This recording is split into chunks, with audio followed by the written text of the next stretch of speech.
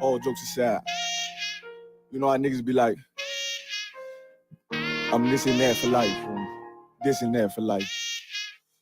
I'm always for life, nigga, this a blow. Hey, yo, Madara, here go a class for you, my nigga. 140 for the rebel.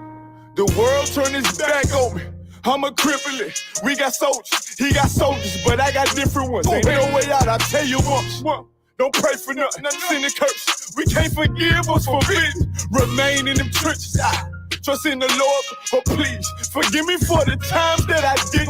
If rank is given, have your respect to your apprentice. Be about your business. This loyalty's a death sentence. Look, trying to pick up with a blind field.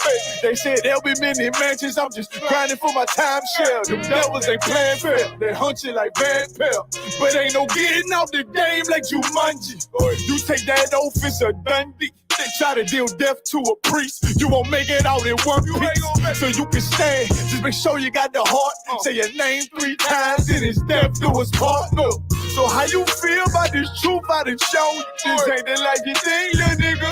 I should want. Even your own people go this zone. And the Lord said they hate you for my name, so you better keep it on. Ain't no more guessing, ain't no more questions. Make sure my election till I'm tucked away like George Jetson. Murder for capital, now it's murder at the Capitol. The world in amazement, we like fuck 'em, raise it. I pity those watching life as it goes by. Be giving mercy in this life, I don't know why. In pump smoke, never try to. The dead at home, my brother be the dead, it's sold out on. He's a photo, salute my nigga. They like, how you stay focused? I told him I'm motivated cause of you, my nigga. Brotherhoods and weapons, still got weapons on the scene. Now I never do my niggas like Bishop did Raheem. Never mind in all beliefs, they under anesthesia. Shorty say she need me, said she wanna let that love go. Told I let that love grow. But if I bring you to my bed, that's a blood. So, how you feel about this truth I done shown? This ain't the life you think, little nigga. I should want. Even your own people go this zone. And the Lord said they hate you for my name, so you better keep it on. Yeah.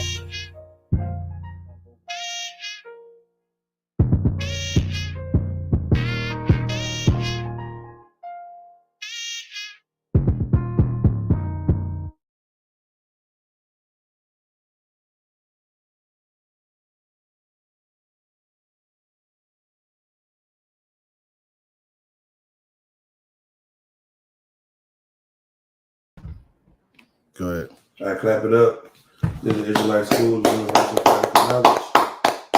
Started at 1 West 125th Street on the Command General. Today is the Sunday Scripture Breakdown class. Today we are in the Rio Grande Valley, out by the border. I am my brother Capt. You know what I'm saying? Enjoying this weekend. We went to camp yesterday. Had an excellent time. Went out in the city, seen the people, talked to the people. You know, there's some footwork out here. It's a glorious event, and I really want to talk about the grass ain't green on the other side, because as I see how the mindset and the state of the people that's here, feel like I see that on the other side of the border we have people that are drowning and fighting to get over here, because our oppressor have taught them that this is the place that you should want to come to for rest. This is the place that you want to come to for peace and for tranquility and for happiness and for love. And to be honest, where they're in a better predicament. We look at America as if it's such a peaceful environment. There's more opportunity. But over here, there's more this systematic racism that stop us from being free. It stops us from having the being able to pursue the happiness that America talks so much about. And today we're going to get into that. We're going to show you in the Bible. We're going to show you through some articles. We're going to show you all over how all of this is just how it's a lie. That's what we're going to show you. I'm hearing an echo or something. That's because of my phone, but I'm gonna just have to get out of Clubhouse because Clubhouse don't allow you to turn it all the way down for some reason. Okay. So I gotta get out for it not to have no sound. But you got it. Okay. All right. No sweat. Well, yeah, we most definitely want to go into that in the Bible. Our oppressors have always been afraid of us coming together and being a nation and being stronger than them in their nation. In Egypt, this happened. In Egypt, the reason the Pharaoh started to oppress us the way he did, because he saw how strong we were together, not separated, not divided. He saw the strength in our brotherhood and our culture and our numbers. And he was afraid of it because the way we worked together and flowed together, there was no divisiveness in us. Every brother had, if a brother had something, everybody had it. You understand? And that's what we got to get back to. And as we come back to our culture and serving the Lord, it makes our oppressor afraid more and more because now our love ain't based off of how much money we got. You know what I'm saying? I'm seeing more and more videos with women now coming out openly saying, this my man and I'm going to stick beside her. I'm going to stick beside him without a job. I'm going to stay beside him, no matter what his condition is. And that is frightening to our oppressor. For us to be able to love each other unconditional, the way we love our oppressor, that is frightening for him. Because he have made it to where we would rather be around him than to be around each other. We fight and we run and we hide and we risk our lives to be around him, around his nation and his way of life and his thinking. And we think when we are away from each other and around him, what do people think? They are what? What do they think they are? Alone. Mm-mm. When they are away from their people and around him, the oppressor, what do they feel they've reached? Heaven. Gets close, yeah. Freedom. Now imagine that's in your mindset. Your mindset is being around your family is slavery, but being around your oppressor is freedom. Being around your enemy is freedom. Why? Because it's not like being at home. Being at home comes with following rules, following ordinances, guidelines. You have to do what your father says to do. But when you leave your father's house, you're free to do whatever you want to do. And that's the problem. The freedom that we have now is actually bondage. And it's destroying us. And it's making us weak. Let's start with that. Baruch 4:3. The freedom that you have has weakened you.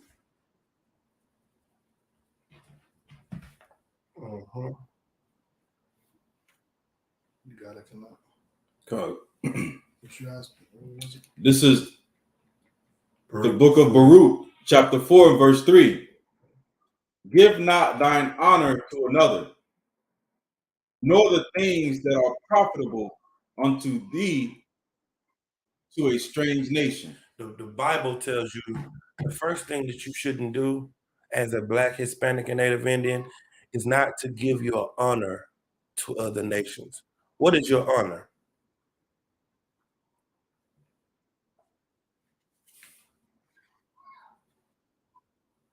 I would say like our culture. Yeah, but just regular. If you honor somebody, you hold their, you respect them. You know what I mean? You kind of look at them like, like I gotta carry my way around these people a certain way because you really respect them and you don't want to be looked down upon by them. The Lord say, don't give your honor to them. Don't respect them. You see what I'm saying? And that's the first thing that we have to do. We got to stop looking for them to make our lives better. That mindset right there is keeping us in a continuous spiral down because we're looking for them to validate us. The Lord said, give not thy honor unto another. Go ahead. Verse 4. O Israel, happy are we. I finished the verse. So like, nor the things that are profitable unto you to a strange nation. Don't give your respect to a strange nation, nor the thing that is profitable to you to a strange nation. What do we give to other nations that's profitable to us? Our culture, Our culture. What else? the Bible, The Bible. Yeah. What else? Our love. Our love. That's Nah, I'm not just looking for that. Your ideas. You give your ideas to another nation. You have $1 billion idea, you know what I'm saying? And you give it to another man, and now he's the billionaire. And he has you working out the codes. He has you setting up the system for all your ideas and everything that you put that's come out of your mind. And now you still broke. A lot of the businesses that has been started, that are businesses that we look at today, were started by our ancestors. And because they gave it to them, it doesn't benefit us at all. You know what I'm saying? What else have we given? We've given our love to these other nations. We've given all of our love to them. And it doesn't benefit us. That's why now we run from a country. Now imagine this.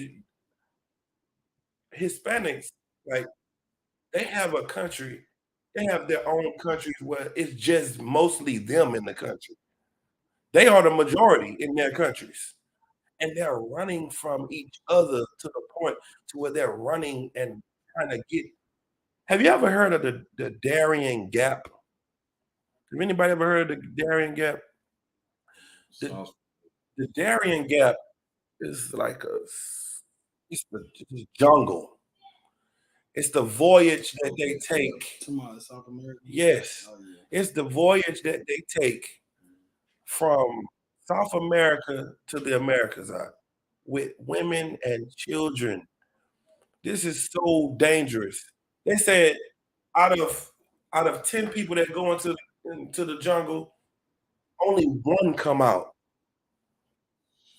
Only 1 out of 10. So you know what they thinking when they go into this gap? I'd rather die in this jungle trying to make it to freedom than to stay here with my brothers. We're giving the best of ourselves to each other. I mean, to the other nations because we don't love one another. What did Christ constantly say for us to do over and over and over again? Love the Lord thy God and love thy neighbor, love thy brother as thyself. Right. So the first thing that you got to have is love for yourself in order for you to be able to love your brother. You got to have that first. You know what I'm saying? But we don't have that. We want to give everything that makes us great, that's profitable to us, to a strange nation. Now imagine the football players. Imagine how many backs and legs have been broken for the entertainment of another nation that benefit a basketball player. You know, LeBron James make 80, 90 million. You know what I'm saying? How much does the owners make? Right. Billions. And to you, you're like, well, I mean, they're all making money. If I'm making 100 million and I'm paying you $2,500, there is no comparison to the money that I'm making and the money that you're making. That's what the basketball players are getting paid. That's in comparison. They're getting paid, $5,000 a game. And the owners is getting paid $100 million. Well, that's how it is with the billions. They getting paid billions of dollars and they giving you millions. They're not giving you nothing out. But you are making them rich with your back, with your knees, with your athleticism, with your skill, you know what I'm saying, to just be an excellent entertainer. God said that's wrong. Prophet of God is letting you know that that is wrong for you to do. Keep reading. Verse 4. O Israel, happy are we, for things that are pleasing to God are made known unto us. Made known to everybody? Known unto us. The things that are pleasing to God are made known unto us. We understand God. Other nations don't understand God. They don't understand the Bible. It is the spirit that the Lord put in us. That's for us to be that light into everybody else. We're supposed to be the light into the world, to teach everybody, who God is, what he's about, you know what I'm saying? Because we're supposed to rule. But now we taking our crowns off to be servants. Willingly servants to our slaves, to our servants. The Lord, the angels, everybody is looking at us like, what is wrong with them? Just imagine how in their mind before they go into the Darien Gap, they feel like this is the way to a better life. Running from being around my own people. What, because of the cartel? Because of violence in your community? Is that what you're saying? You're saying the cartel is so bad that you would rather walk in the jungle for 6 days and 6 nights with your wife and your children just to get away from your own brothers.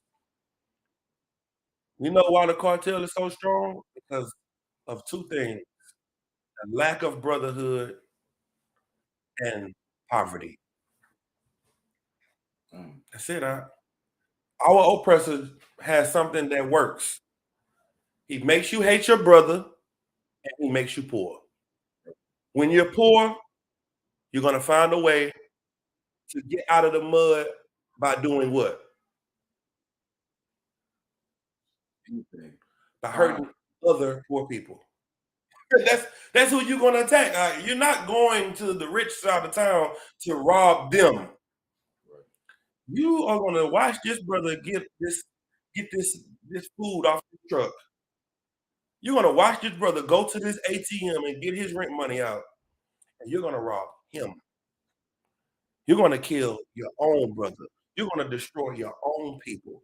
Now, I'm not telling anybody to rob or kill or anything, but I'm telling you you become the product of your environment, and you hate your environment so much that that's who you destroy more.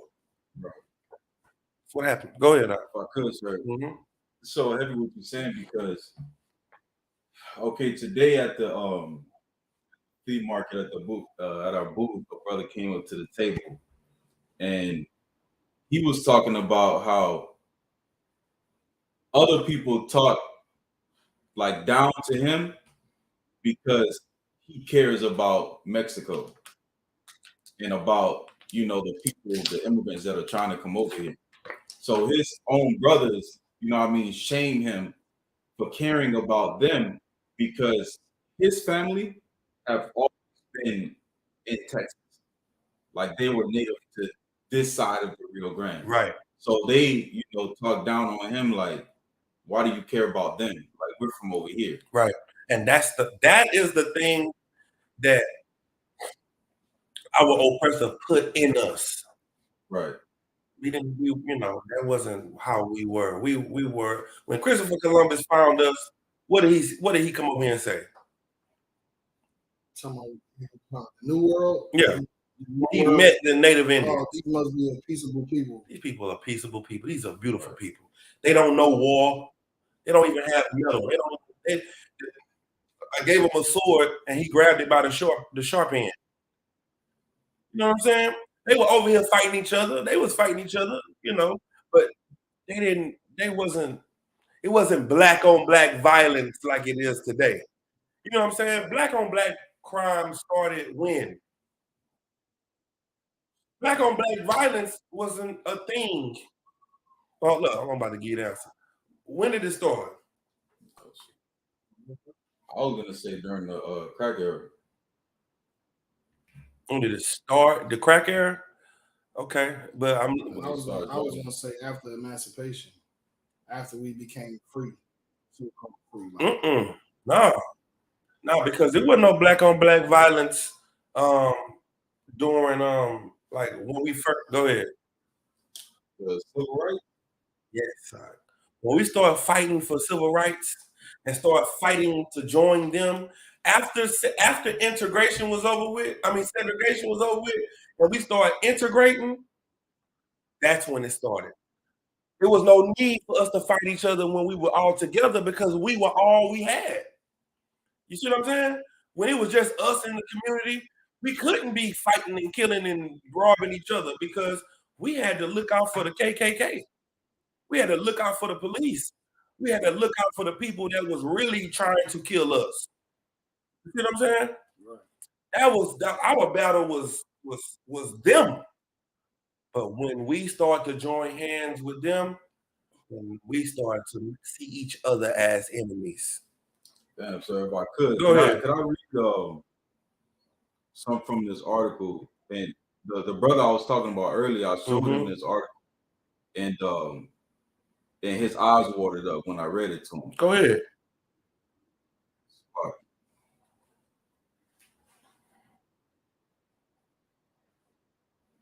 This article, it's about a brother that was born in Mexico, and he became a border patrol agent. Give me 2nd Ezra 8 and 56. This is an article from The Guardian. It says, life as a Mexican American on the border. The system is not broken. Vicente Paco was born in Mexico, and while in school, he learned about how United States Marines invaded Mexico, slaughtered Mexicans, and annexed Mexican territory. Their green uniform was so hated, it allegedly produced the term gringo. So you're telling me the term gringo that they use comes from them talking about the Border Patrol uniform? Come on, concert. It says Paco now wears the green of the U.S. Border Patrol agent in a desert that used to be Mexican. He also does everything he can to stop Mexicans and others from illegally entering the United States. In the economic and political logic of today's border, this makes perfect sense. Now, listen at that. The same thing that he used to get in the predicament he was in, he used it to hurt his brothers. Don't that sound familiar? What's your boy name with the affirmative action? Clarence Thomas. Affirmative action got him in the seat that he was in. The seat he's in right now is because of affirmative action. He looked back and kicked the ladder down. Ain't no more niggas coming up this way. You know why? Because he started to seek their love and their peace, and he forgot about who he was. Forgot about the mission. He forgot about his people. That's the problem. The grass ain't greener on the other side. You trying to get over here to think it's better. It's not better over here. It's more hate over here. It's more crime. It's more malicious intent over here. You coming over here for a dream that's really a nightmare. Read what you got. Go ahead, read it. This is the book of 2nd Ezra, chapter 8, verse 56. For when they had taken liberty, they despised the Most High. Read that again. For when they had taken liberty, they despised the Most High. The more you try to be free, the more you hate God. Because what do you do with your liberty? You do all the things that God hates. Right. And so therefore, what happens to you when you do the things that God hates? He whoops your ass even more. Right. You trying to run from your brother when you should be running to the Lord. Right.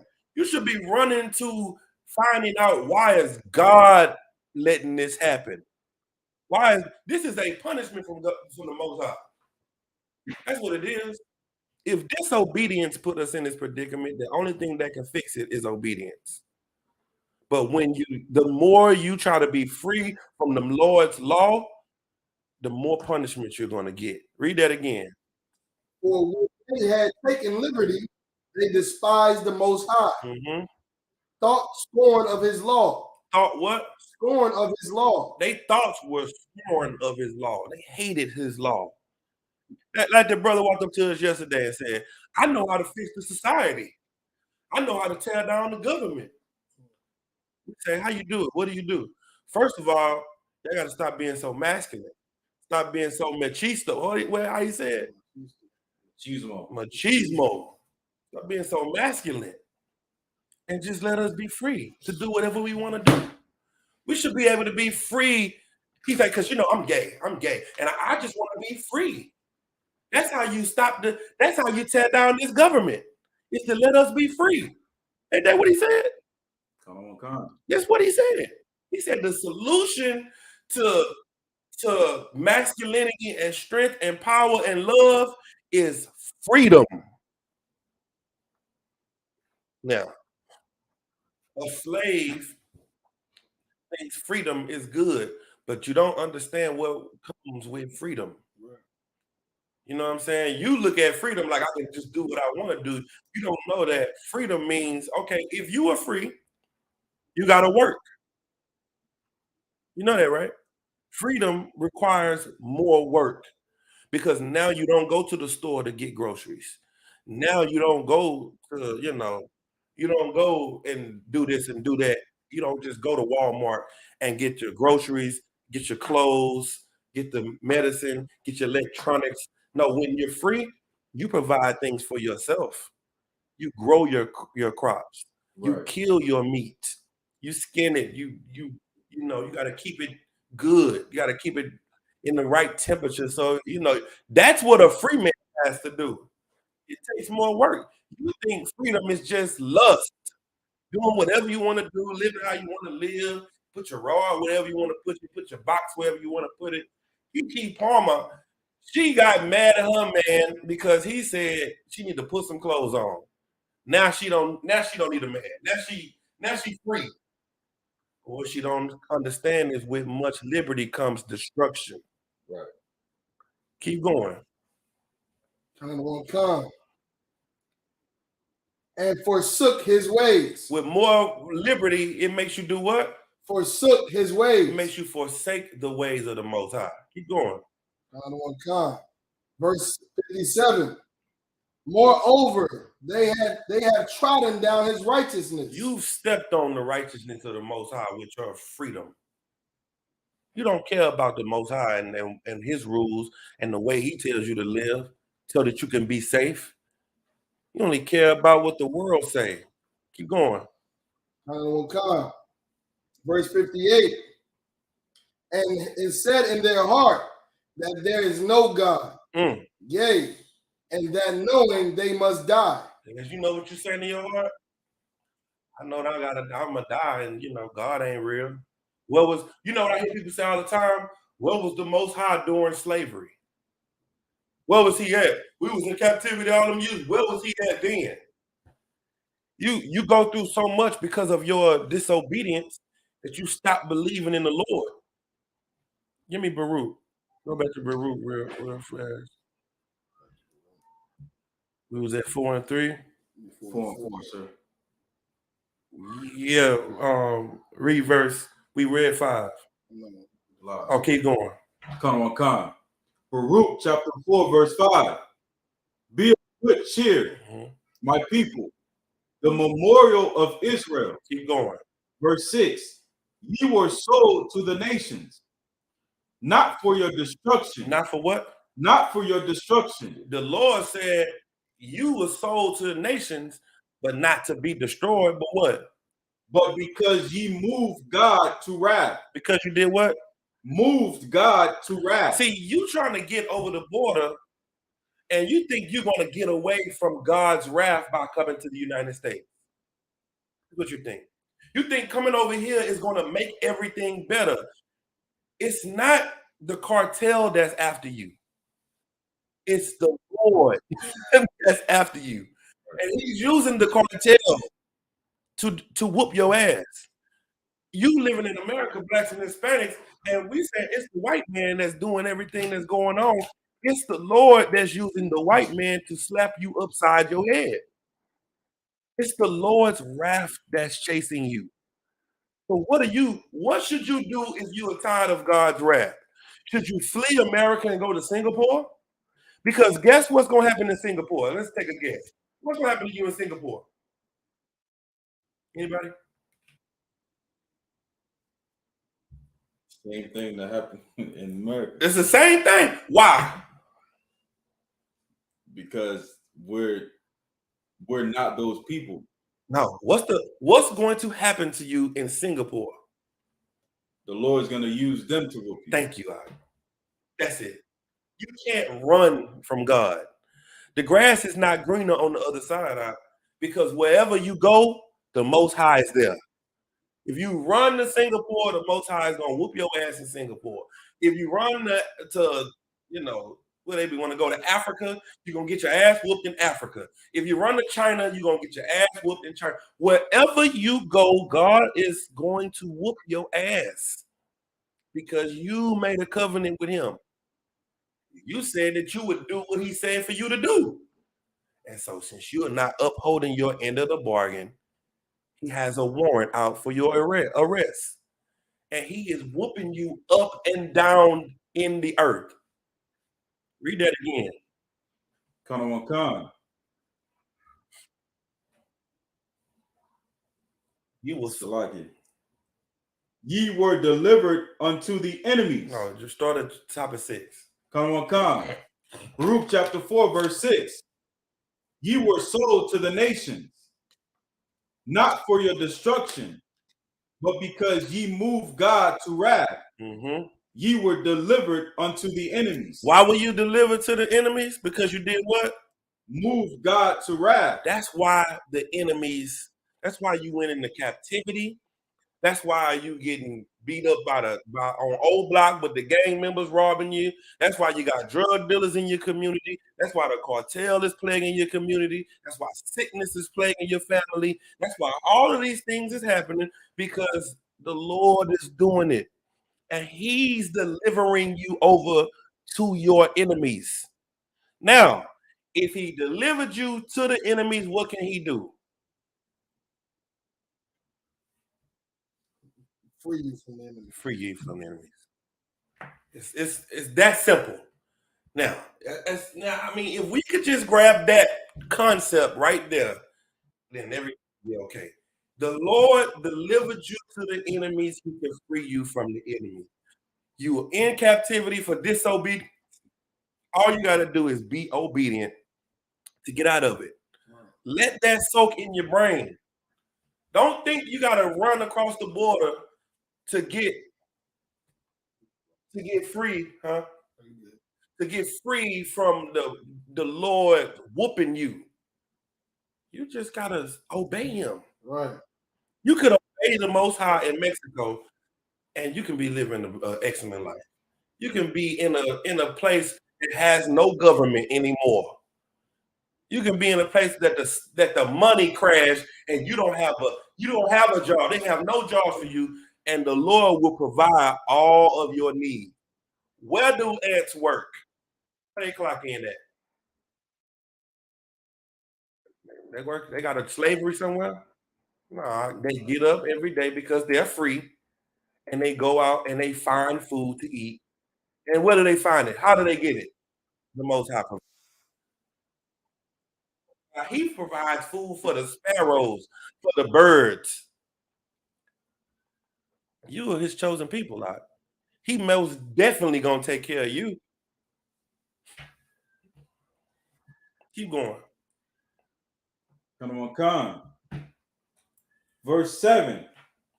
For ye provoked him that made you. You provoke the Lord that make you by what? By sacrificing unto devils. Unto who? Devils. You go to that Christian church and you are praying to white Jesus. You going in that Catholic church and you are praying to white Jesus and white Mary. We'll throw a picture of white Jesus and Mary all up and down the street, kick it half a block. And they say, why are you doing that to Jesus? Why are you kicking Mary down the street? This ain't Mary. This ain't Jesus. Christ was a black man, and then he came from a black woman. Right. Why are you so invested in these images? Because you have been sacrificing and giving your lives to devils, to deceivers, to liars. And you think you've been doing it to the Most High, but what does the Bible say? And what? And not to God. And not to who? To God. No, when I go to church, to God. You're not doing it to God. You go to church, you ain't praising the Most High in the church. You are sacrificing to devils. That communion you take with the bread and the little grape juice, that's a sacrifice to a devil. Right. That ain't the Passover. That ain't do this in remembrance of me. That's what they told you it meant, because they took a custom from the pagan world and brought it into Christianity. Everything that you're doing it, and it's angering the Lord more. And you think the only way that you can get out of the situation that you're in is to run. You can't run from the Lord. Let me show you how we know that the Northern Kingdom, the people that's running over here, is God's chosen people. Because when they try to run to another nation for help, they can't get it. Right. But when an African run over here, they get it. When an Arab run over here, they get it. When an East Indian run over here, they get it. When the Afghanistan that we've been in war with for 20 years come over here, they get flew on Air Force One. When the Ukrainians come over here, they get a $1.2 trillion budget to assist them. But when you come over here, you die in the jungle. When you come over here, you die in the water between Texas and Mexico. You die because you can't run from God. The grass ain't greener for you. Everybody else come over here and get grants, get stipends, get budgets. They listen. The Afghanistan people got put in Airbnbs, paid up for a year or two. By who? The government. Right. The same government that could help you. You're about to find out today that the government could help you, but the reason they're not helping you is because you are here.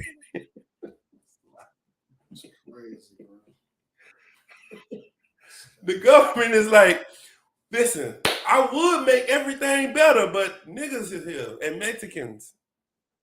So, no, man. We just got to kill them all off. We kill them all off, then we can help the people. But as long as you are here, they're not giving you no help. Give me a video. Let's get to a video. Let me see. This is the video I want to start with. This one. You have about a 20. Let's start with that one. Because let me tell you, I know what's wrong with Mexico. It's the government. That's what it is. The Mexican government is bad. I know what's wrong with Peru and with Ecuador and Argentina and Chile and Haiti. It's the government. That's what it is. That's the problem. Well, let's see. Let's see what the government that you run into is doing. Let's see how they feel.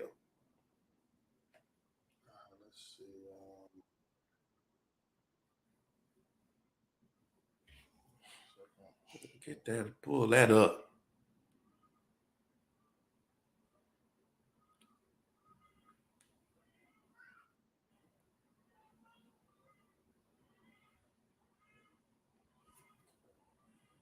This is the most this is going to be a culture shock for people that really love America.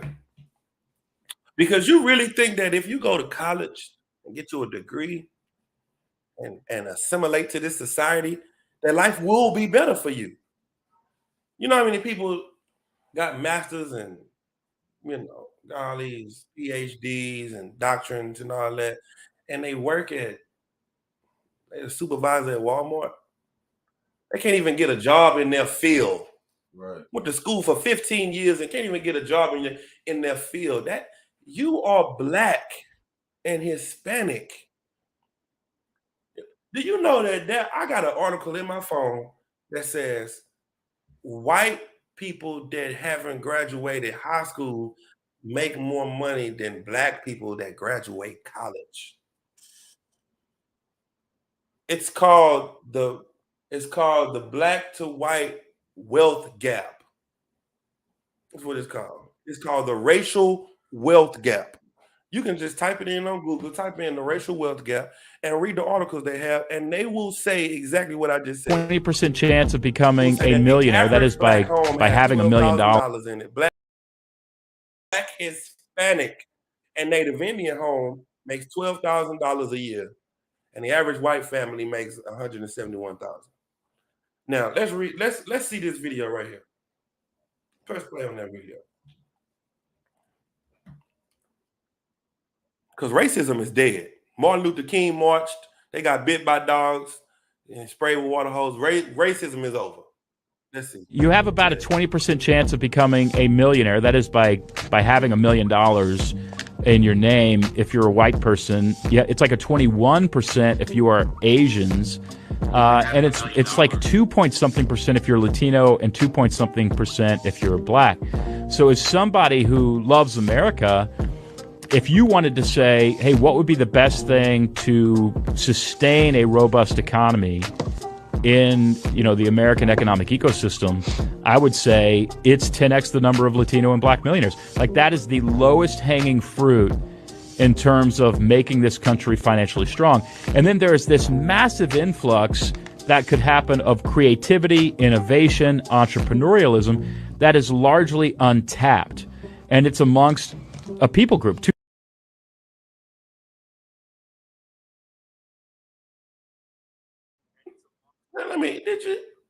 Did you hear what he said? He said America is falling apart. The government, the wealth, is all falling apart. What could we do to save America? He said, well, all we got to do is make Latinos and Black people millionaires. And then all the ideas that they have, it'll reboost the economy. And America would be great and thriving if they had more Black and Hispanic millionaires. Press play. Press play.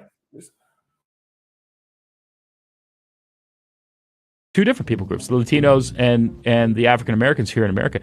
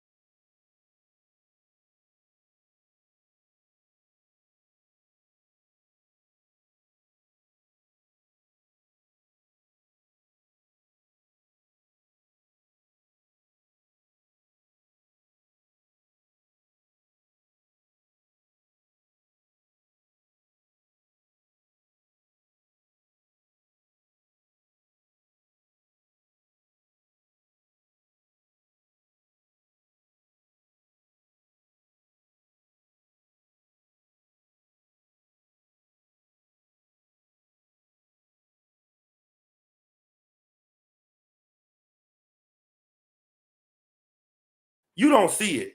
You're blinded by the love you have for them. You're in a abusive relationship, and you just, you're in an abusive relationship, and you just stand in it. It's crazy how you can be in an abusive relationship with your oppressor, but you'll leave your man if he tell you to shut up. You'll leave your man if he tell you to put some clothes on, Kiki. But America, you stay here. You love this place.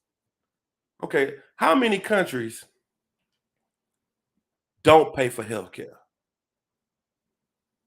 Okay, this is an article from World Atlas. It says the United States is still the only country in the developed world without a system of universal health care. Stop. The United States is one of the richest countries, the most powerful country, the most this and that, and the most. According to what they teach us here, this place is the greatest country on the face of the earth. But what did it say again?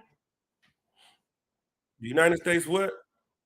Is the only country in the developed world without a system of universal health care. I wonder why. Why don't they have universal health care in the United States, the land of the pursuit of happiness and life and liberty and love and tranquility? Why don't they have that? Keep going. Come. There are 10 notable countries that are still without universal health care. South Africa, Iran, Egypt, Nigeria, Pakistan, Afghanistan, Yemen, Syria, China, and the United States. Now, give me the ones that do got it. Come. Listen to this. These are the countries with free or universal health care. We have Albania, Algeria, Argentina, Australia, Austria. Wait. You said Argentina? People are trying to leave Argentina. People don't like being in Argentina. They got free healthcare over there. What else? Keep going. Come. Australia, Austria, Bahrain, Belgium, Bhutan, Botswana, Brazil, Brunei. People leaving Brazil. They don't like being in Brazil. Keep going. Canada, China. But it says China has insurance programs that cover 97% of its citizens. 97%. So 3% of the citizens don't have it. I wonder which 3% that is. We're going to find out. Keep going. Costa Rica. Yeah. These are places that people are leaving to come here when we don't have health care. We got to pay for everything. But we're the richest and the strongest and the most powerful. Keep going. Croatia, Cuba, Cyprus, Czechia, Denmark, Finland, France, Germany, Greece, Hong Kong, Iceland, Israel, Italy, Japan, Kuwait, Luxembourg, Macau, Malaysia. That's enough. I mean, goddamn. I mean, come on out. Everybody got free health care except you. Why? That's the question. Why do we not have free health care here? Now play the video.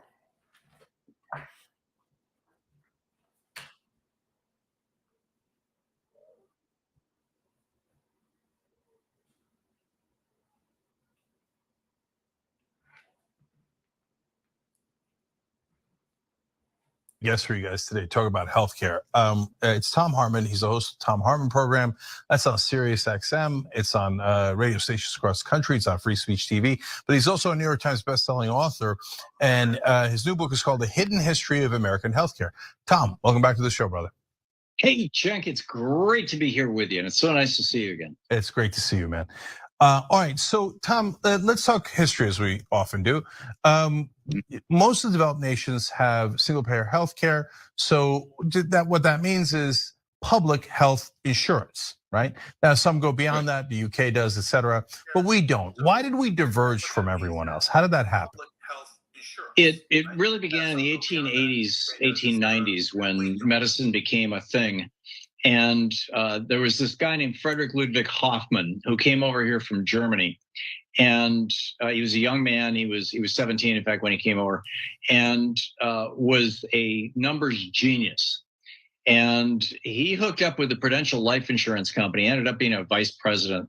And he was the guy who figured out that there was an association, a statistical association between working in a cotton mill and having lung problems, asbestos and mesothelioma, smoking and lung cancer. He published on that in the 1910s, in the 1890s and 1910s, and diet and cancer. In fact, his book on the association between a high processed food diet and cancer is still in print. And he's been dead since 1946, but his book is still around. So he's really smart in these things.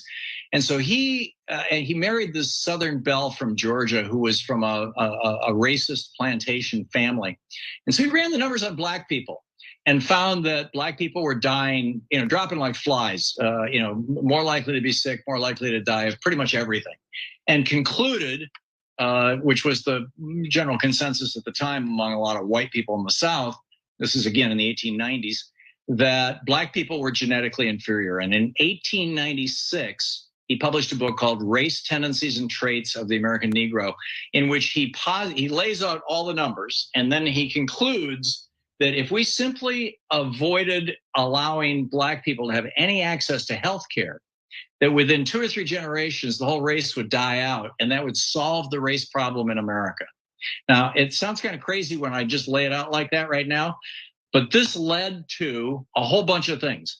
By the 1920s, this was referred to as scientific racism. He was testifying about it before Congress. When Teddy Roosevelt, 1912, proposed a national healthcare system, people said no because black people will get it. When Franklin Roosevelt proposed a national healthcare system, it was the same thing. We don't want black people to get it. When Truman tried it in 47, same thing. Don't want black people to get it. Right up until 1965, Senator Stennis, the Dixiecrats in the South, was quoting Hoffman, who was by then dead, but is still very famous in this field, as saying this. We have to figure out a way to keep black people from using Medicare. This is when they were passing Medicare. And the way that they came up with was to have a 20% hole, a gap in Medicare, so that you had to pay 20% of your doctor's bill and your hospital bill. And that would discourage poor black people from showing up at the hospitals. I mean, it was the most shocking thing I discovered, Cenk, when I was doing the research on this book, is that nearly 100% of the reason why the United States is the only country in the world that doesn't define healthcare as a right and doesn't have any sort of national healthcare system to speak of is because of racism. That's amazing. I love when you find hidden histories. And that's why you've got 12 states that still haven't expanded Medicaid, right? Free health insurance for low-income people, all former slave states.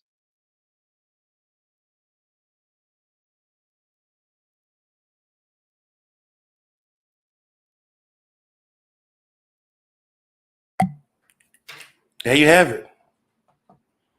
The only reason you struggling so hard financially, we're trying to get health care and trying to get all these benefits and all that, is because you are black.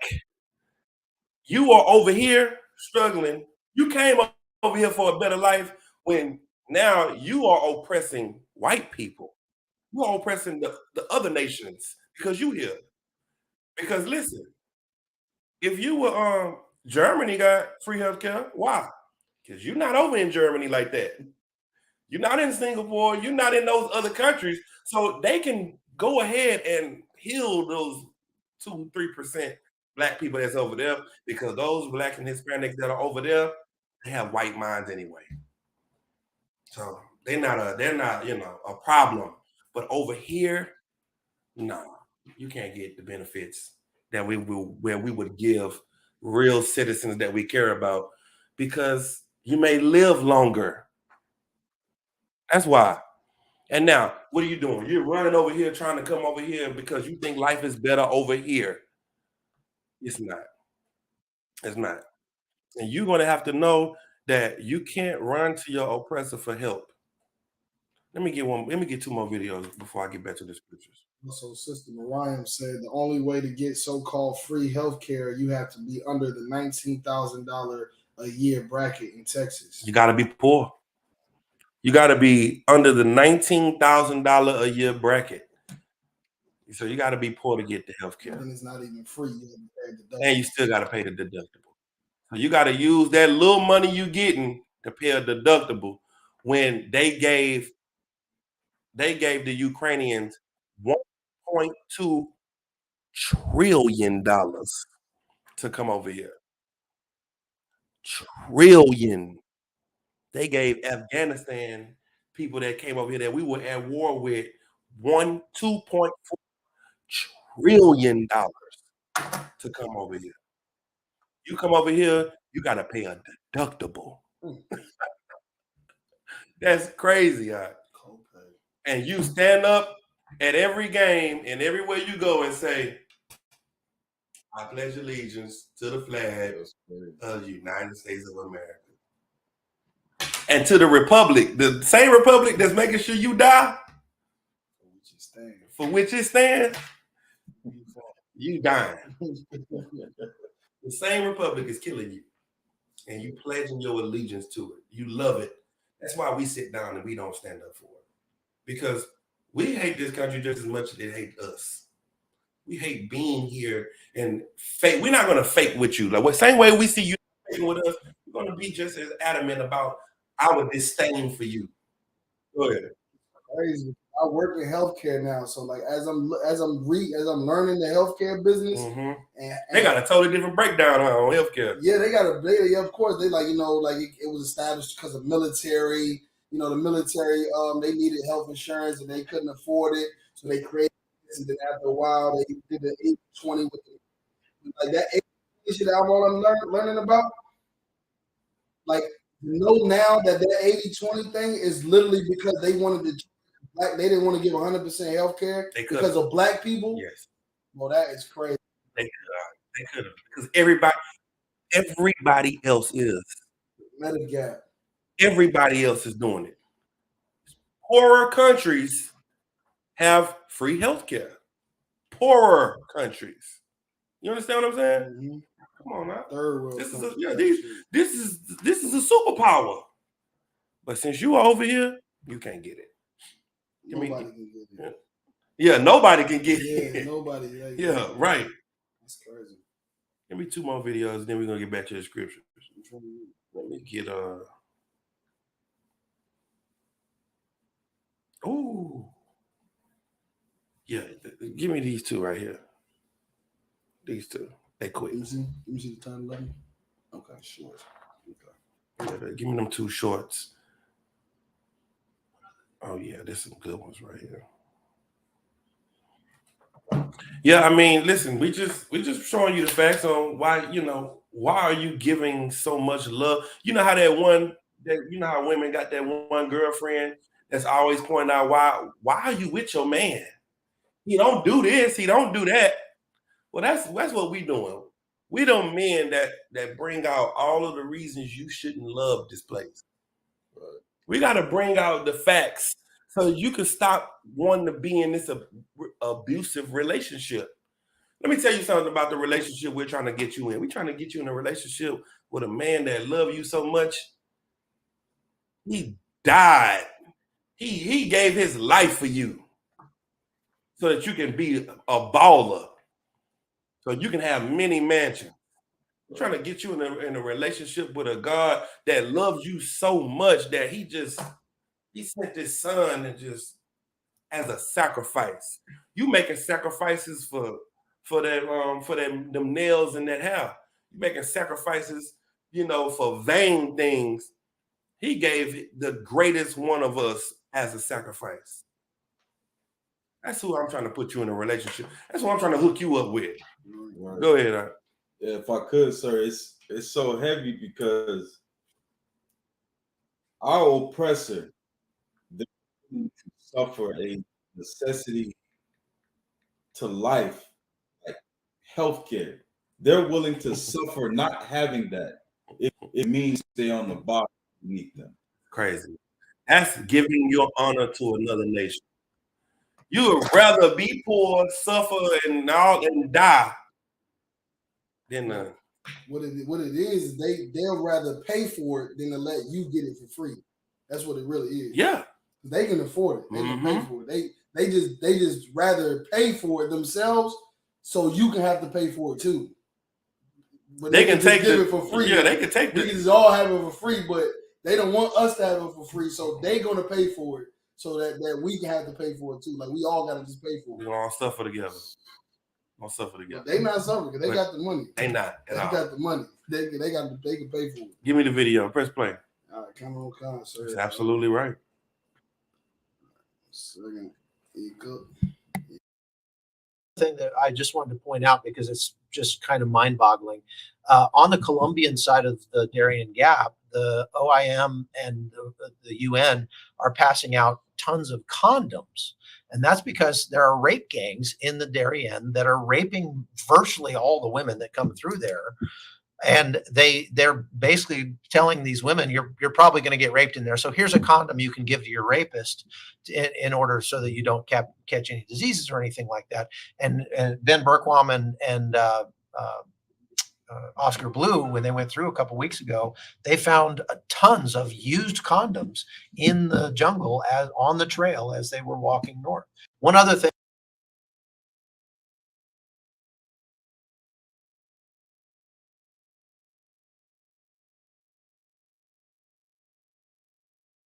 That's what you fighting for?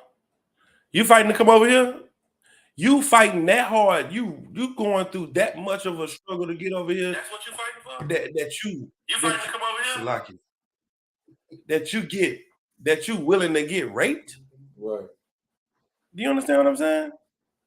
Go to the next video. Go to the next video. That's crazy.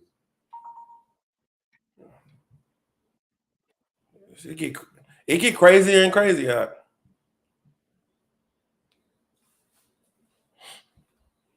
I just want to show you the things. The route that people were taking through there was taking them 6.5 days. And by talking to the migrants themselves, when they came out of the jungle, asking them, how many people did you go in with and how many people did you come out with?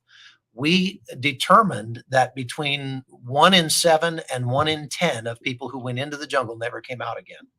Now, many of those people don't show up on any database. They don't even have passports. Many of them are stateless persons, or if they did have a passport, they got it robbed or they threw it away. They very often get rid of them on purpose. And so there's no record of them in there. And so the true numbers of people who have died in the jungle in that trackless wilderness is impossible to even calculate. The route that people were taking through there was taking them 6.5 days. And by talking to the migrants themselves, when they came out of the jungle, asking them, how many people did you go in with?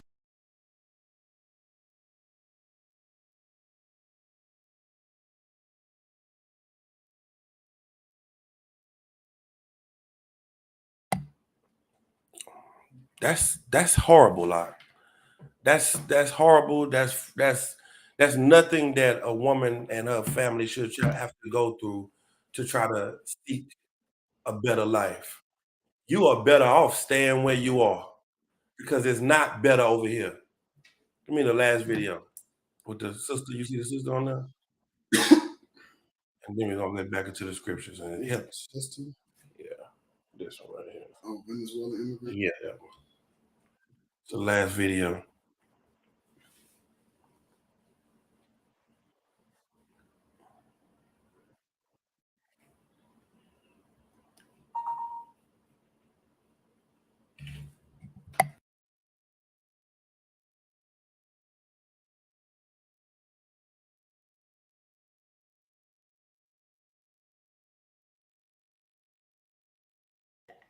Yes, I regret moving to the U.S. 4 months ago, this 19-year-old Venezuelan migrant arrived in Washington on one of the initial 120 buses sent by Texas Republican Governor Greg Abbott. Abbott launched the program in April to protest Democrat President Joe Biden's immigration policies. He chartered buses to send recently arrived migrants from the southern border to Washington. Another Republican governor, Arizona's Doug Ducey, followed Abbott's lead. In May, he also began sending migrants to the nation's capital. At the DC bus station back in April, Rosa, which is not her real name, told VOA about her plans. Work, start fulfilling my dreams, my goals that I have here. Rosa and her partner's journey to reach the United States was difficult. 4 times during their migration, Rosa thought she was going to lose her baby. The couple crossed the mountainous and dangerous Darien Gap jungle in Colombia, and then 9 countries to face a complex immigration process in the United States. It's not what I thought. A lawyer charges you $10,000 to work with you on an asylum case, then 10 years to be able to leave the country. I don't have a passport. If you don't have a passport here, you're nobody. The couple says they are battling a legal system they were not prepared to face. Yes, I regret having come to the United States. Everyone thinks that once you arrive in the country, you will see buildings like the ones in New York City.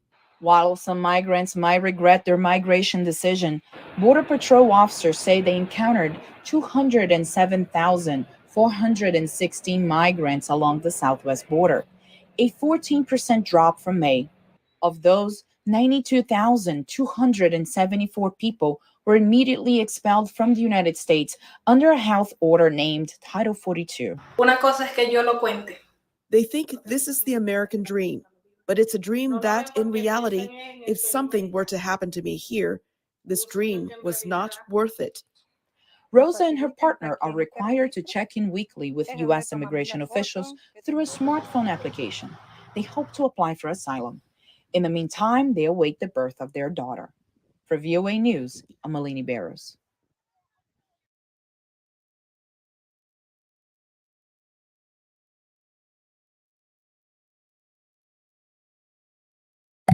She said they think when they come over the water, they gonna see buildings.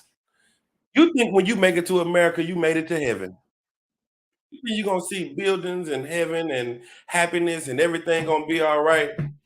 You're gonna come over here and see more desert, more hell, more pain. What else did she say? She said something else that was real heavy. Oh my goodness. What did she say? It wasn't worth it. If something happened to me over here, then the dream wasn't worth it. Yeah. Man, she said something I wanted to say something about. Oh, the asylum, Title 42. They promised them through Title 42 that you could just come over here and become citizens. Right. But now you have to seek asylum with another country before you can make it over to the United States. So now, after you come out of the Darien Gap, you have to have some type of paperwork from another country before you get over into the United States. So now you come out the jungle, you finally get here, and you make it to Mexico. Well, Mexico has something called catch and release. And what they do is they catch immigrants from other countries and they put them in jail for 3 days and then they release them. Well, once you get that charge in Mexico, then once you make it to the border with your Mexico paper and they see that you was caught and released, then now you can't come into the United States because now you have an open case with Mexico. You know what I'm saying? So it's just another way to make sure you don't get over here. It looks like they opened up the border so everybody could come, but they really not opening up the border. The oppressor is a liar. He's the devil, like. And the Bible tells you not to look to them for help. Give me Psalms 121.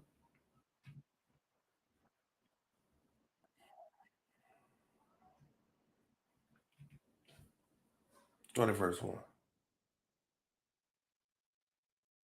121. Mm-hmm. Verse what? 1. This is the book of Psalms, 121, verse 1. I will lift up mine eyes unto the hills, from whence cometh my help. See, this is what we've been doing for so long. We've been looking up to the governments. We've been looking up to Capitol Hill to help us. We've been looking up to the, even during the Bible time, they was looking up to Mars Hill. They were going up to the senators and the prestigious people to get help. And that's what we are doing right now. We're looking for the governments to be the solution.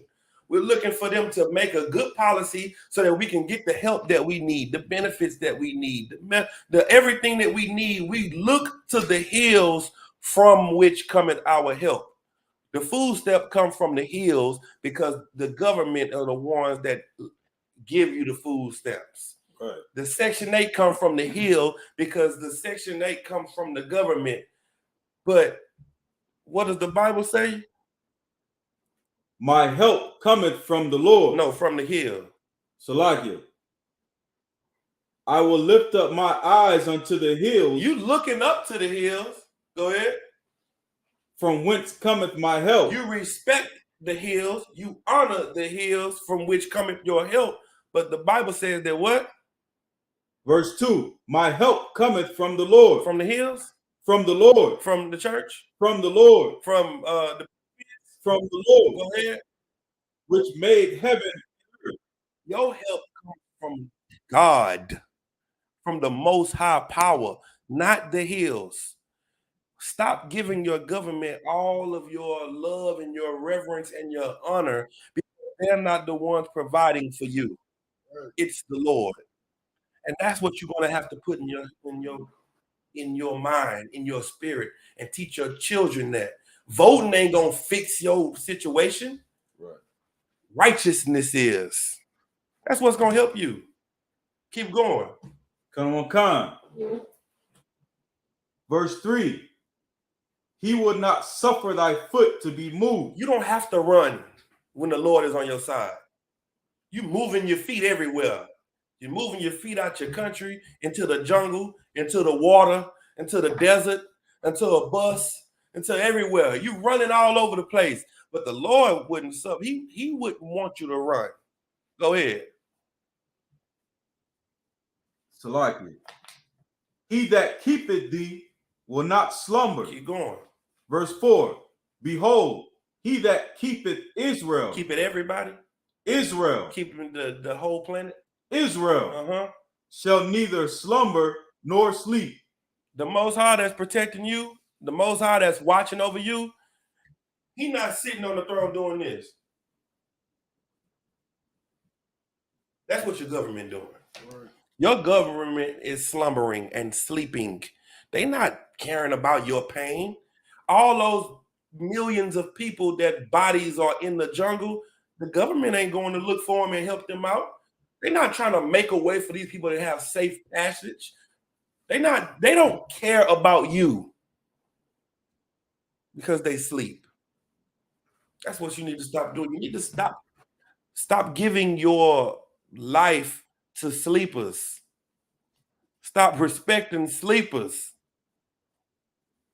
Give me Lamentations 5:1.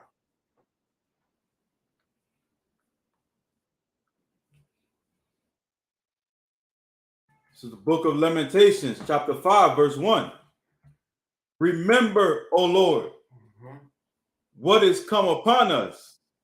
Consider and behold our reproach. This is what you should be doing. This is what you should be asking the Most High to do. Because you ask the government for everything, and they ain't giving you nothing. Now it's time for you to turn to the Father, turn to the East, and now have a conversation with him and plead and cry to ask him to remember us. Go ahead. Come, verse 2. Our inheritance is turned to strangers. Everything that you've given us, Father, that we supposed to have, it's given to strangers. Keep going. Our houses to aliens. To what? Aliens. They're the illegal aliens. That's right. Our houses have been given to the strangers and the aliens. Keep going. Verse 3. We are orphans and fatherless. Our mothers are as widows. Now, because our houses are given us to strangers, now we fatherless men and women. We're orphans without families. Now you got babies in cages right now at the border, and their mother is over here and their father is over here. Slavery ain't going nowhere. That's the same exact thing. Who else is going through this? Keep going. Verse 4. We have drunken our water for money. Damn, now the only way you get water is like this. It wasn't free. We didn't go to the stream with a bucket and take it home and put rocks in it and charcoal and purify it and separate the impurities. We didn't do that. We have now drunken our water for money because strangers and aliens rule over us. You going? Our wood is sold unto us. Our wood is chopped out the tree and taken out the backyard. It's sold unto us. Listen, now you stay in apartments. Listen, you stay in a place where you can't go in the back and get wood. You gotta go and buy it from everybody. Everything you need is given to you by strangers and aliens, by people that don't even own the land. You know, in Idaho back in the day, they had something called a land grab. You get 4 flags. You go onto a land, you put a flag down. You walk as far as you want to walk, you put another flag down. You walk to the left, you put a flag down. You walk to the right, you put a flag down. This is your property for free. You didn't pay no money. You did a land grab and you took all the money. You took all the land. You have no inheritance. You got to buy water, fire, air, everything. You know that there's electrical currents in your trees.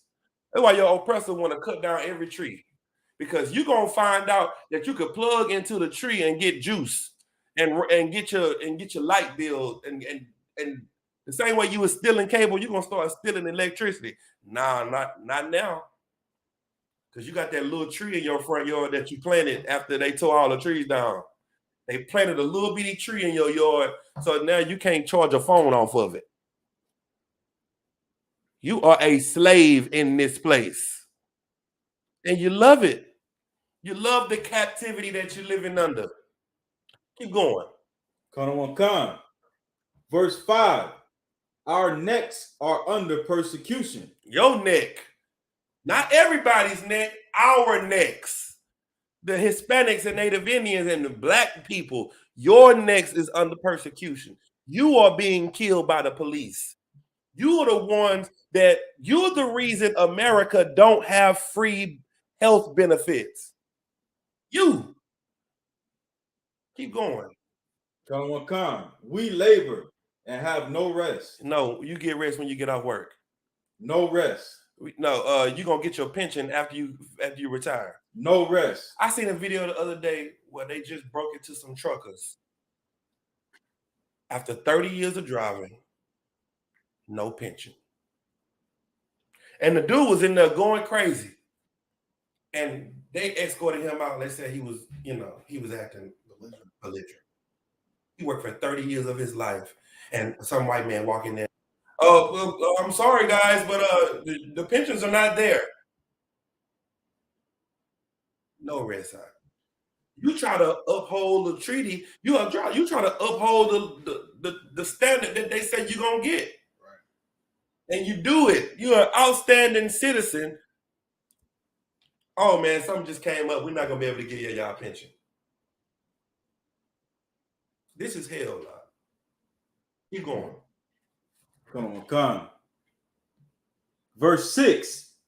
We have given the hand to the Egyptians and to the Assyrians to be satisfied with bread. We give them a hand just so we can be satisfied with bread.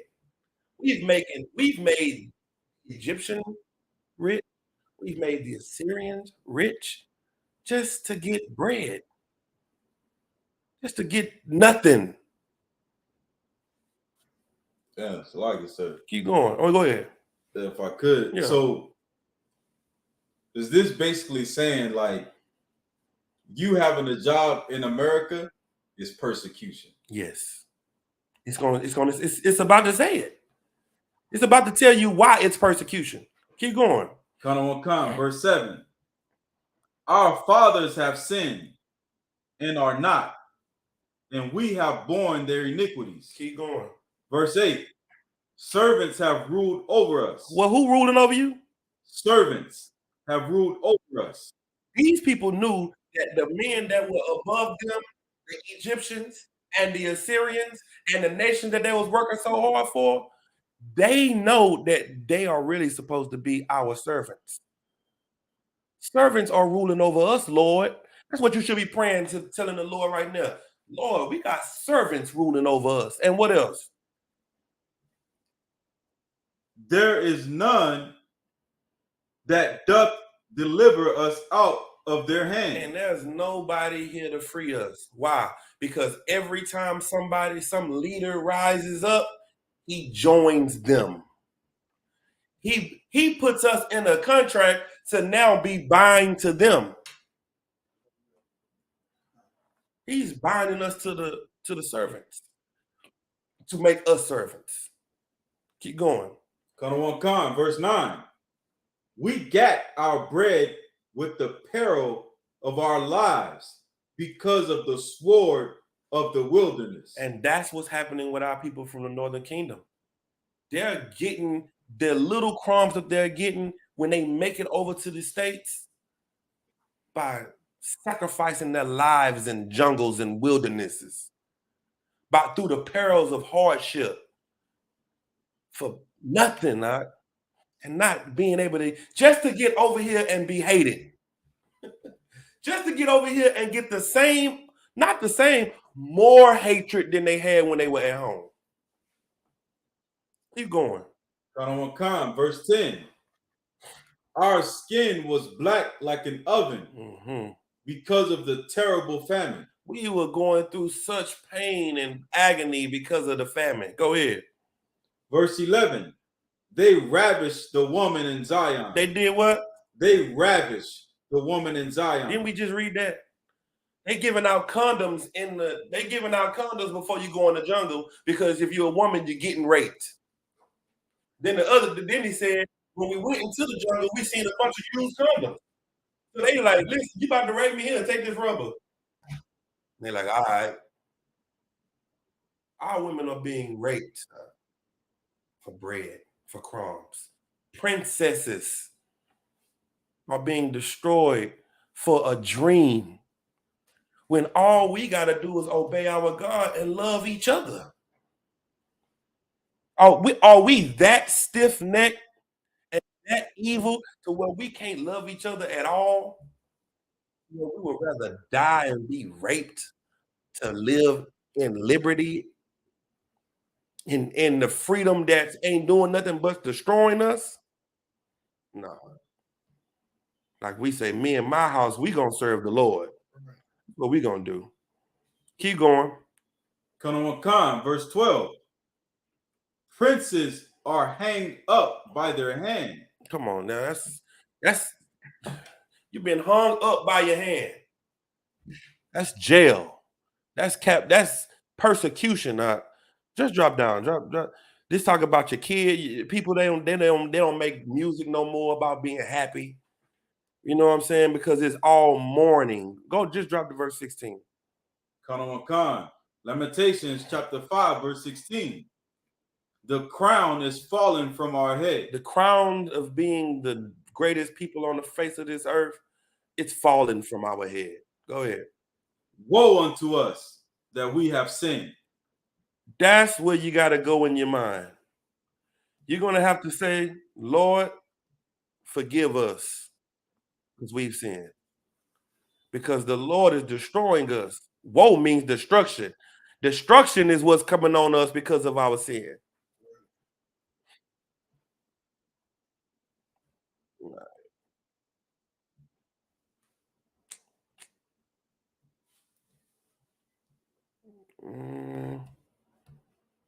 See, how much time I got? You've been live for an hour 25 now. Go to Lamentations 2 and 14 real quick. I'm gonna do 2 more scriptures and I'll be done. I got any questions online? Service 1. Okay.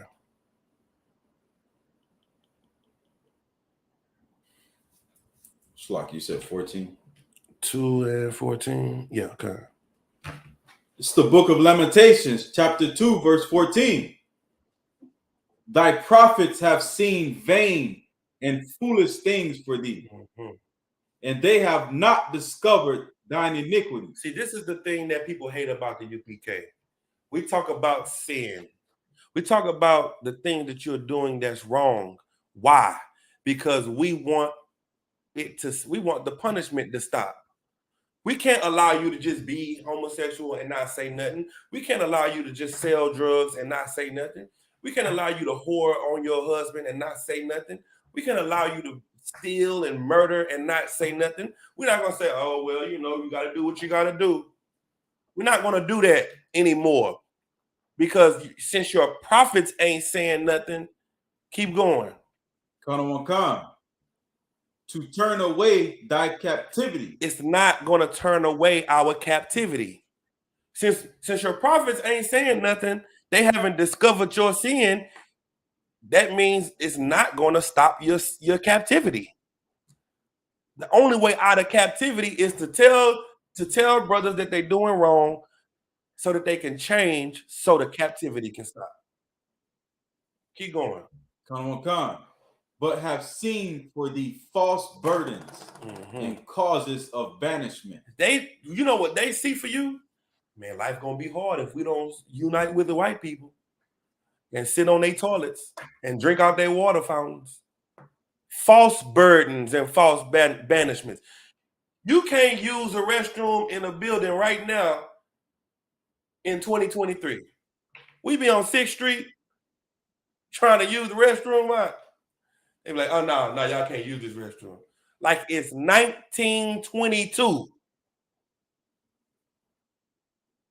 But we believe a false burden, a lie that came from your false prophet. Keep going. Verse 15. All that pass by clap their hands at thee. Damn. They hiss and wag their head at the daughter of Jerusalem. Listen now, everybody is looking at us. They shaking their head in disgust and they clapping at us. You know what's clap at you. Get your dirty ass away from me. That's what everybody doing, huh? Keep going. Saying, is this the city that men call the perfection of beauty? Is this the children of God? That what? The joy of the whole earth? Is this who we're supposed to look up to? These people? These drug dealers and murderers, these hoes, these women that can't keep clothes over their body? That if they man tell them to stop and they leave them and blast them and talk about them on. So is this the people we supposed to follow after? The Jews are black? These niggas? Keep going. Verse 16. All thine enemies have opened their mouth against thee. They all look at you in disgust. All of the nations, all of your friends. Thy enemies. People we gonna join with one day. Thine enemies. All of your enemies open up their mouth against you. They all got something to say about you. Africans hate you. East Indians hate you. The Chinese, the Japanese, the Vietnamese, the white man, the Arab man, everybody laughs at you and hates you. And you running from your brothers to run to them. Keep going. They hiss and gnash the teeth. They say, we have swallowed her up. What do they say? We have swallowed her up. Keep going. Certainly, this is the day that we looked for. We have found. We have seen it. You know what that mean? Tell me what that means. Somebody tell me what that means. Go ahead. Well, sir, this pretty much means like our enemies, our oppressor, they look at us in the condition that we're in today, and it makes them glad because this is what they wanted to happen. Give them a hand. That's exactly what it's all about. They are happy to see the downfall of you. And if they gotta pay a little, copay to make you hurt a little more, they'll do it. If they gotta put a barricade in the middle of the water, floating with barbed wire in the water, they'll do it. If you make it over to the other side and need some water, they're not gonna give you the water. And they're gonna tell you to go back over to the other side. Because you are their enemy. You have to start to see them as your enemy. That's what this is all about. And you are going to have to see the people that you have seen as enemies for so long as family. You're going to have to see them as your brother. And you're going to have to love them. You're going to have to love them. Okay. I got one more to use. Give me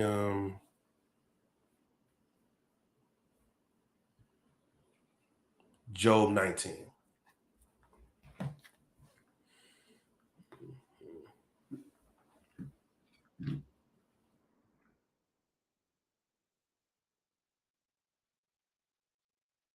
Verse 5. Ooh, I could really start at the top. Job 1. Real talk. But this is a good one right here, though. Let me see. Let's start at 5. This is the book of Job, chapter 19 and verse 5. If indeed ye will magnify yourselves against me and plead against me my reproach, know now that God hath overthrown me and hath compassed me with his net. Let me tell you something. If you're going to glorify and be happy that we in this bad condition, our oppressor and all the other nations, this is what you're going to need to know. We know that it's not you. You don't get the glory for destroying us. We destroyed ourselves in disobeying our Father. It wasn't you. It's us. We're taking the power from you. The power that you get and patting yourself on the back and saying, we have found it, we have done it, we finally seen the day where we destroyed them. We're going to snatch that power from you and we're going to give it to our God because that's who deserves it. He deserves all the credit because he's the one that's doing it because he's a good father. Right. He told us he would do it and he is doing it to us. It ain't you. You don't get the credit. You are the whooping stick that hurt us. Right. But the God has the hand that's swinging the switch. Keep going. Come on. Lucky. Verse 6. Know now that God hath overthrown me and hath compassed me with his net. The Lord is the one that's compassing us in the net. In the middle of the water between Texas and Mexico, you think it was Greg Abbott that put this, you think it was his hate. His hate is absolutely a reason for it. But who gave him the hate? The Lord has made your oppressor's heart hard against you. Hard. And the Lord is going to free you from him if you soften your heart. Our oppressor's heart gets harder as we get more wicked. The Lord just turns up the fire. Keep going. Come. Verse 7. Behold, I cry out of wrong, but I am not heard. Mm-hmm. I cry aloud, but there is no judgment. Keep going. Verse 8. He hath fenced up my way that I cannot pass, and he has set darkness in my path. This is what you trying to do to get over here. The white man put the gate up and put the fence up, and the Lord is stopping you from getting. See, you depending your happiness to be on your freedom once you make it to America. And you say it again. Yeah, you got your eyes to the hills. The Lord's like, nope. I put the fence in the water. I made you have to go through the jungle, through the darkness of the jungle. I'm the one that's out there stopping you from getting there. All you gotta do is turn to me, and I can get you what you want, what you need instantly. Keep going. Come on, Khan. Verse 9. He has stripped me of my glory and taken the crown from my head. Listen, the Lord is trying to humble us. Blacks, Hispanics, and Native Indians, God is trying to humble us to make us come together to serve him in spirit and in truth. Keep reading. Come on, Khan. Verse 10. He hath destroyed me on every side. Everywhere you run, he did what? Destroyed me. When you tried to get across the water, he did what? Destroyed me. When you tried to sell drugs, he did what? Destroyed me. When you tried to make a way out of this hell other than following him, the Lord did what? Destroyed me. Keep going. On every side. And I am gone.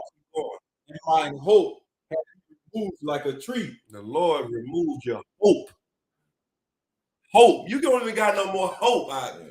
He's stripping your hope from you. So now this thing that you thought when you made it to America, that life was gonna be better, you get to America and say, when I got to America, I found out that really didn't help me. Your hope has been stripped from you because your help coming from Yahweh that made the heaven and earth. That's right. That's who your help come from. Not from the government, not from the hills, not from your oppressor, not from the benefits, not from anything but the Lord.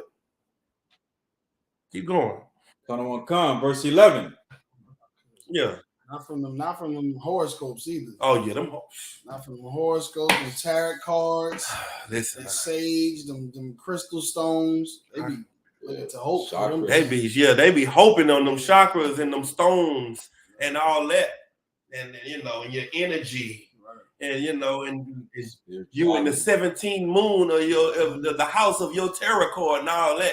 Listen, now your hope, you keep putting hope in that, hope in that, you're gonna get destroyed. He's going to destroy you. Keep going. Come. Verse 11. He hath also kindled his wrath against me, and he counted me unto him as one of his enemies. Why is he on your ass like this? Why is it so hot? Why is the fire of the Most High on you like this? Because you are his enemy. Because you're trying to find another way out of this. You're an op. You're an opposition to your own self. Keep going. Come, verse 12. That was a precept when James 4, what is it? James 4, when it says your friendship with the world, your enmity with the Most High. Absolutely. Perfect precept. Friendship with the world, you make yourself enemies with the Lord. Keep going. Come, verse 12. His troops come together and raise up their way against me and encamp round about the tabernacle. That's what happened when you at the border. You at the border, you got a camp, making it across together. You wake up, you see the border patrol sitting out there on horses with whips. The gringos. They out there they troops and camp around you. Keep going. Come, verse 13. He hath put my brethren far from me. He did what? Put my brethren far from me. Go ahead. And mine acquaintance are verily estranged from me. Taking my brother far from me and the people that's around me, I don't know. I don't know these people. My brother over there at this camp. My other cousin, he down there in this FEMA camp. They got my kids in a cave sleeping under foil. My wife is over here. They didn't separated us all. This is hell, And you got the audacity to say Hispanics and Native Indians are not your brothers. The Native Indians are on a reservation of their own land being destroyed, drunk out of their mind. Because all of their area has been stripped. This is their land, and they see everybody else living better than them. Ain't nothing to do but drink a. I think it was an article that said that they throw away. I think they said 50,000 cans of beer a day from the reservation. I think I'm lowballing it. It was a retarded number. The houses that they stay on the reservation don't even have doors. Because of the rage and that they have, just because of our wickedness. And the Lord is using our oppressor to whoop our ass. And the coldest part about it is the Lord is using someone he hates to whoop you. He said, Jacob I love, Esau I hate. He using somebody he don't even like to hurt you because of your wickedness. That's how much you made yourself an enemy against the Lord. He used his enemy. Keep going. I don't know. Right here it says more than 42 million cans of beer sold in the last 10 years. It fuels alcoholism that affects nearly every family on a reservation where alcohol is illegal. Yeah. How many beers? 42 million cans. I told you I was lowballing it. I know it was crazy. That's how much they drinking on them reservation now. Because of the poverty. People say Native Indians got their own land. That ain't land. What the hell? Then a white man come up and say he a $5 Indian, and now he own all of the casinos and all of everything, and he making all the money. He got Las Vegas. He's not living on the reservation. He's not living on the reservation. And they doing it to fuel alcoholism. That's why they doing it. They want them to be alcoholics. Yes. Keep reading. Verse 14. My kinsfolk have failed, and my familiar friends have forgotten me. Keep going. They that dwell in my house and my maids count me for a stranger. I am an alien in their sight. So now, because you so broken and distraught, nobody messes with you no more. Your maid, your wife, your kids, your family, everybody turn their back on you because you are so distraught. That's what it says in verse 16. Verse 16. I called my servant, and he gave me no answer. You call your slave, he just started rebellion. He ain't even answering you. He don't even respect you no more. I called my servant, he gave me no answer. Keep going. I entreated him with my mouth. Keep going. My breath is strange to my wife. Though I entreated for the children's sake of my own body. Listen, man. That one down. Listen. His wife, his breath is strange to his wife. His wife is like, why are you even still alive? Why do you even care? What did Job's wife tell him to do? Why don't you just curse God and die? Like, what are you doing this for? You keep talking about the Most High and Christ coming back and all this hell is going on. You weird. What's wrong with you? Keep going. Verse 18. Yea, young children. For the children of my own body. Because his kids died. She broke. His family died, his kids died, and she's just like, forget the hell with all this. You know what I'm saying? Like, we should be crying and weeping for the kids. You over here saying, Lord, it's my fault. It's because of my sin. Because of my wickedness that I'm going through this. Job not looking at the situation as the situation. He's not looking at it carnally. He's seeing the spirit behind this. Well, I know why this is happening. It's happening because of my wickedness. I feel that. We do that every day. That's it. That's If what something go wrong, we like, what did I do wrong? Right, Lord. Like we like, Lord, what I happened? do? What Salakia? Yeah. Nigga, get straight to it. Ain't we ain't blaming on no. It's us. It's our fault. That's what we learned by reading Job. When the world look at you like, oh man, and we know where to blame. We know who to put the blame on. Right. The oppressor. The oppressor is being we blaming it on right where it needs to be blamed on. Everybody else is turning their blame for where it needs to be blamed on. Keep going. Come on. Verse 18. That's right. Read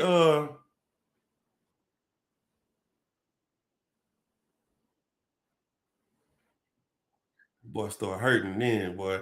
You drop down to 22. Come on. Job chapter 19, verse 22. Why do ye persecute me as God? This is to your friends, and you read verse before that so you can see.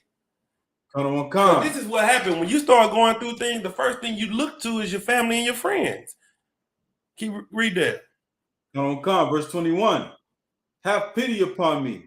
Have pity upon me, O ye my friends, for the hand of God hath touched me. He like, this is the Lord. Like, y'all ain't got no mercy.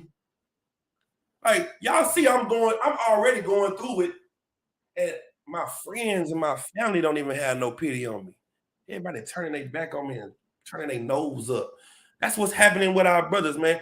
Instead of us helping each other and building each other up, we looking at that old broke ass nigga. He ain't doing that. He ain't got no drive. He ain't got no ambition. He don't want to do nothing.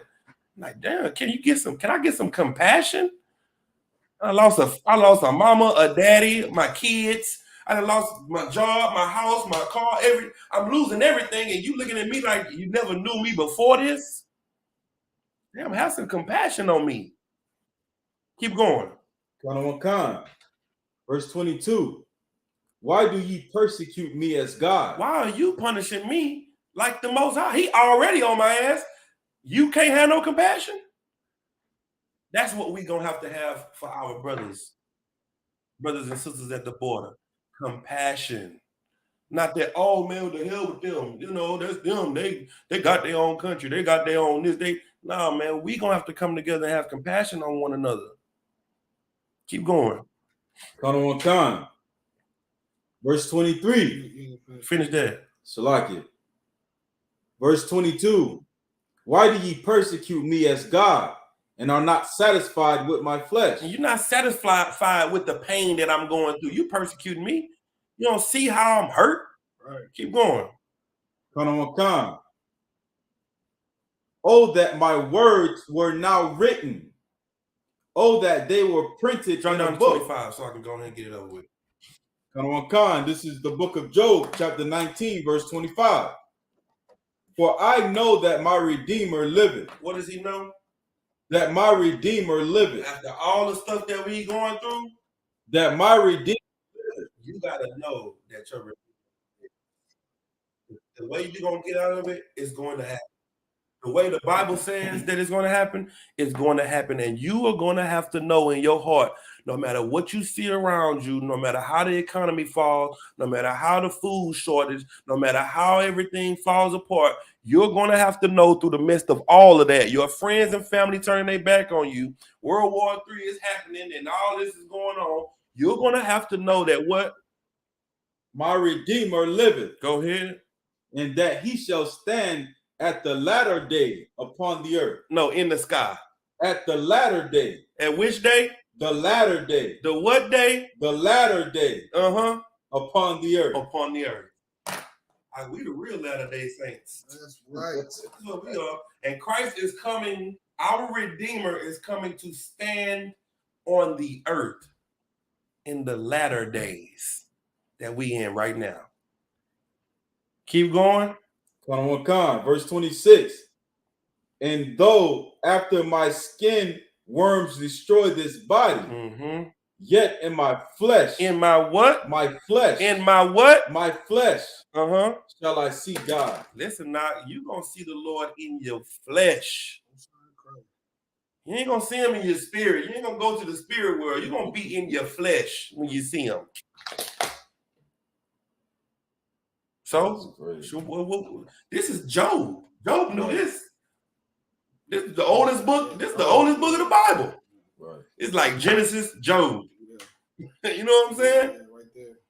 Like, yeah, this is what they understood. That's what you gotta have to understand. Life look hard. The conditions are bad. Times are, troubling. But we're gonna get out of this hell. Right. And we're gonna have to do it together. All right, let me get that question. Oh yeah. Sorry, if I could, sir. So it's like, because I've talked to Christians, and when they try to compare themselves to Job, they say that, all the bad stuff that's happening to them, they blame it on the devil. And Job blamed it on himself. And he knew that God was the one that was persecuting him. And it's like Christianity don't even make that connection. Like, God is the one that's destroying you. He's the one that's persecuting you. You need to go to him to fix it. And the only way you can fix it is by doing what? Is by obeying him. That's it. Or if you don't, he's gonna use his whipping stick called the white man. Right. Well, he gonna use, and he's a strong belt. He's a whip. And that's why we have to tell our people the problem that we're having is we're following the whip to the whooping. That's the devil. Like, that's the man that's gonna hurt you. Nah. You hurting me. You the one in my community robbing me. You the one in my community doing this. You the one doing this. What they always say, a white man didn't rob me. A black man robbed me. They always go there. You know why? Because that black man has a white mind. That black man is following a white philosophy, a white way of life. We gotta stop that. All right, come on, let's get the question. All right, we got a question online. Officer Ram says, "Shalom, sir, Lord in Christ. Can I get a breakdown on John chapter 1, verse 12 through 13? All right, go ahead. It's the book of John, chapter 1, verse 12. But as many as received him, to them gave he power to become the sons of the Most High, even to them that believed on his name."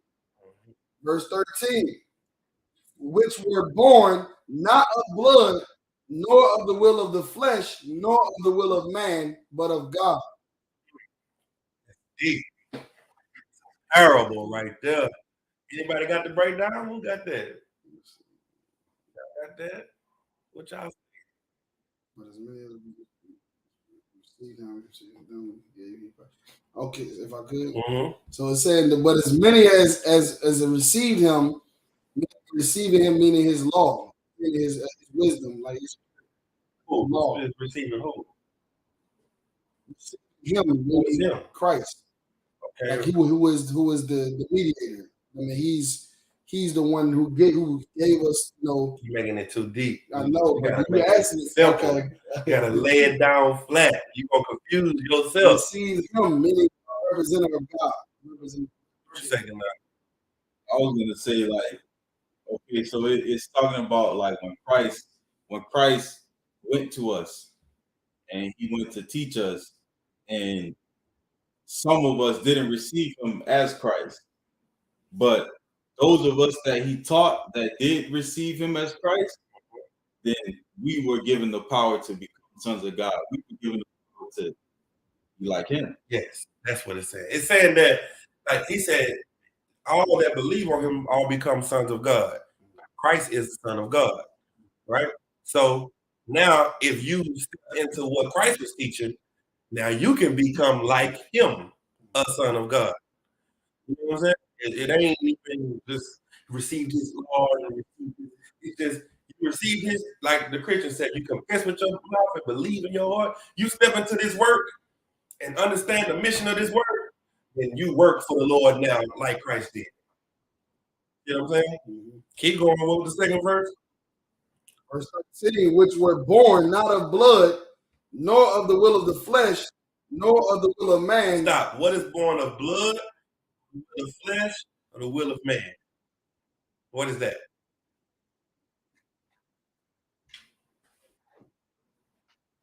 Not which were born not of blood nor of flesh or the will of man. Meaning, like, so is that saying that you can't be human? No. No, it's saying that this is okay. Which were born. It's not talking about a carnal birth. Like, it's not talking about being born physically, right? And having like something that was genetically modified by man. Like this ain't talking about what your mama and daddy do, and now you born of blood, born of flesh, by the will of man. What's the will of man? The sex. Right. This ain't that. This is of God. Right. This is a spiritual birth. Right. That's what this is. That's why Christ told you to do what? In chapter 3. John chapter 3. We in John 1. So what does he tell you to do in chapter 3? He told me right before 16. He told me Nicodemus. What did he say to do? What did he say? He said, don't worry about it. Go to it. Yeah, I can't go to it right now. Go ahead. I'm listening. Oh, I was gonna say to be born again. To be born again. That's what he said. He said, "Be born again." He used the same exact thing in John. John chapter 3, verse 3. Yahweh shall answer and said unto him, Verily, verily, I say unto thee, except a man be born again, he cannot see the kingdom of Yahweh. And drop down to 5. Verse 5. Yahweh shall answer, Verily, verily, I say unto thee, except a man be born of water and of the Spirit, he cannot enter into the kingdom of the Most High. That which is born of the flesh is flesh, and that which is born of the Spirit is spirit. That's what it's all about. If you born in the flesh, you are of the flesh. You know the things of the flesh. And when you come into the truth, you start to see things spiritually. You start to follow Christ. You see what I'm saying? That's two totally different things. A carnal man, a fleshly man, read the Bible and they only understand it carnally. A spiritual man read the Bible like Christ was putting the disciples on another level than the Pharisees. That's why he was like, you have heard it said that if a man commit adultery, he sleep with another man's wife. I forgot how it goes, I'm paraphrasing. But he said, I say that if a man look at a woman who committed adultery, he's putting them on a higher level of the law. He's telling them, all right, you got that not sleeping with a woman thing. I know you're not going to sleep with another man's wife. And now what I tell you to do is if you look at her with lust in your heart, you want to fight that. You want to fight the lust even looking at her. A brother can be like, sit there and look at a married woman like, well, I ain't saying it because I ain't sleeping with her. Christ is like, nah, we're going to go up a level. We're not going to even do that. Yeah, I know it ain't saying, ain't nothing wrong with that, but take it up a notch and don't even do that. Because if you do it, think like you've already sinned in your heart. That's how the Lord, Christ is putting them on a level. And that's what this is doing in John 1. John 1 is just letting you know to be with Christ, to be a son of God, you have to be a level, on a different level. You have to be, spiritual. Because if you're fleshly, you're going to be fleshly. If you're carnal, you're going to be carnal. But if you got the Spirit of the Lord in you, you locked in. All right? All right, that's it? All right. All right, with that, sure. This is the ISUPK under Commander General Your Honor. Started out at 1 West, 125th Street, Harlem, New York, under Commander General Your Honor. And the grass ain't greener on the other side because you're going to go to the grass on the other side and die because you can't run from God. You can't run. You can't get away from his judgment. You can't get away from it. So all you should do is just obey him. That's it. That's the easiest thing to do. With that, pass class over the priest and officer. Good night.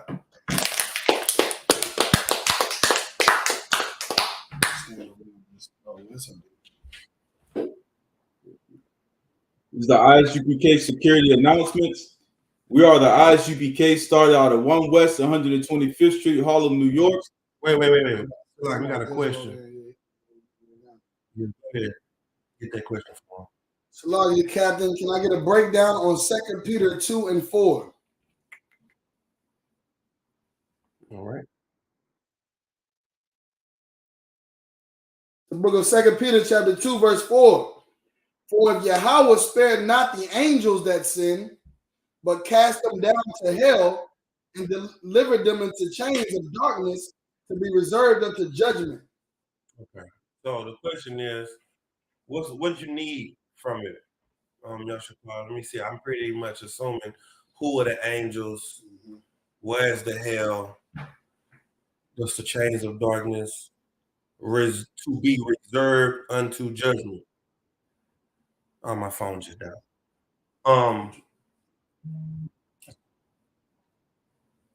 Read that verse again. 2 Peter chapter 2, verse 4. For if Yahweh spared not the angels that sinned. What angels sin? Do the angels of the Most High sin? Nah. You talk about Game Boy right over all of them. This, you know, the angels follow the Lord's order. Satan follows the Lord's orders. He got to get permission to do whatever he do. Ain't the Most High can't be the Most High if this is a perfect cut on earth as it is in heaven, right? Mm-hmm. Why would Christ tell us to pray for our kingdom on earth to be the same way it is in heaven? Salakia, sir, it was pertaining how Christians believe hell is a spiritual place. I got not hell on earth. But why would Christ tell you to pray that the kingdom come on earth as it is in heaven? Because in heaven everything is perfect. It's the perfect. Not according to them, because the angels rebelled. Mm-hmm. So why would Christ be asking for another rebellion on earth as it was in heaven? Because there is no rebellion. There was no rebellion in heaven. See what I'm saying? The angels that didn't keep their first estate was us. We the ones that didn't, you know what I'm saying, keep our land, stay in our homeland. You know what I'm saying? Who was the first? Where was it? Where did it happen at first that we didn't keep our estate? And Garden of Eden. Garden of Eden, Adam. But Adam is us. Right. You know what I'm saying? It's the same thing. Mm-hmm. Adam was kicked out of Israel. We were kicked out of Israel. Same thing. But we were kept. The difference between that time and this time is, read the next part.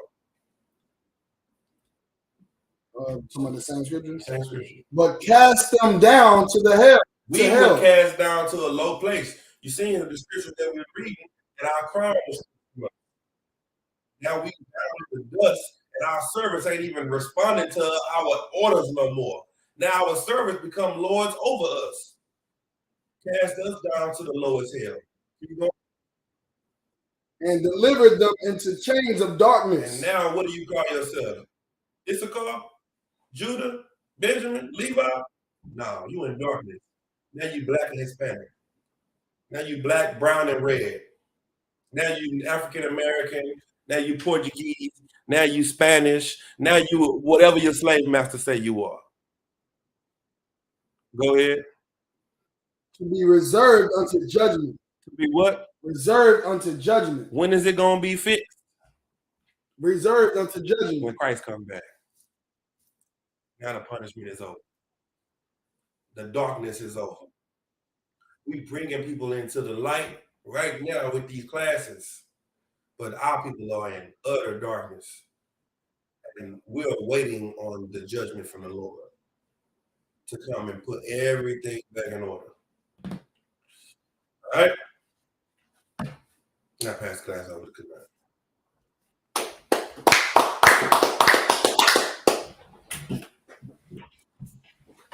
This is the ISUPK security announcements. Where the ISUPK started out at 1 West 125th Street, Harlem, New York. Group for new brother and sister. When a new brother or sister comes into the school, they are off limits for 6 months. They are to be saluted only. They are here to shed themselves of the world. If they need transportation, the teacher will arrange it. After 6 months, if a brother or sister has an interest in a particular person, he or she must get permission from the head to speak to a brother or sister. There is another 6 months in which the brother and sister will court each other. After this 6-month period, the brother and sister will get permission from the head to marry. Tithes, which is a commandment. Numbers chapter 18, verse 21. Malachi chapter 3, verse 8 through 10. My Ashura means tenth in the Hebrew.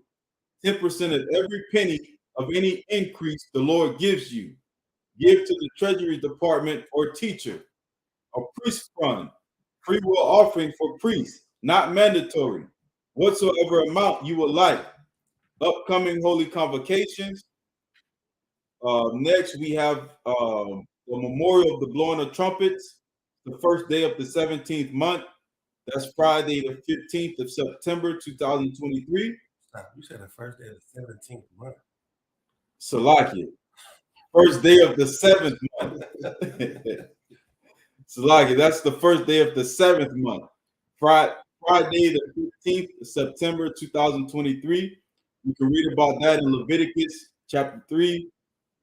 Salakia, Leviticus chapter 23, verses 24, 25. Remind Akim and Aquatim to check the bulletin board in the hallway if anyone wants to be a trooper. Start wearing all black, boots, shirt, pants, headband, and scarf. Imagine. We'll turn and face the east and do the Lord's Prayer in the Hebrew.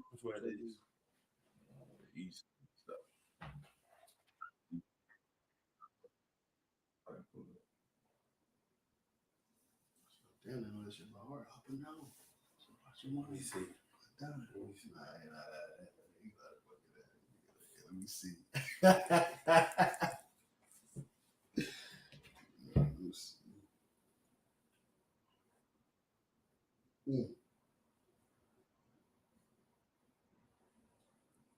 That's the only thing iPhone's good for, the compass. It's the only time I ask for one.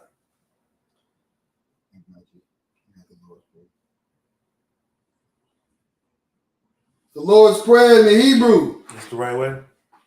I was check the compass. Oh, let me check. Yeah, facing Babylon. Facing Baal. There we go. Good, man. We about to say your prayers to Allah. That's crazy. Yo. Abanawa. Shabbat Shemayah. Kodash. Hayah. Shamka. Yahweh. Malakwaka. Taba'ah. Yatazaq. Hayah. Aisha. Ba'aratazaq. Kawa. Hayah. Bashemayah. Nathanawa. Lacham. Kal. Yawam. Wasalat Nawa. Kabuat Nawa. Wasalat Nawa. Kabuati Nawa. Wala'ah. Tabi'ai Nawa. Manasai 1. Abal. Hawashai Nawa. Mayan. Rai. Kaya. Laka. Amalakwa. Waha'ala. Wahatapara. La'awalamin. Amon. English, our Father. Our Father. Which art in heaven. Hallowed be thy name. Hallowed be thy name. Yahweh. Thy kingdom come. Thy kingdom come. Thy will be done. In earth. As it is in heaven. Give us this day our daily bread. Forgive us our debts. As we forgive our debtors. And lead us not into temptation. But deliver us from evil. For thine is the kingdom and the power and the glory forever. So be it. Sorry, I'm trying to face the front. We'll do one courtesy salute for all the Akim. Sisters may be seated. Men of Israel, Ahmadi Shabbat. Ahmadi. Barak. Yahweh Shabbat. Yahweh Matal. Sar. Turn and face the sisters. Sisters may be stand up. Ahmadi. We'll do one courtesy salute for the sisters. Men of Israel, Ahmadi Shabbat. Ahmadi. Barak, Yahweh Shema Allah Ba'Shem Yahweh Shah. Yahya Matal, class dismissed.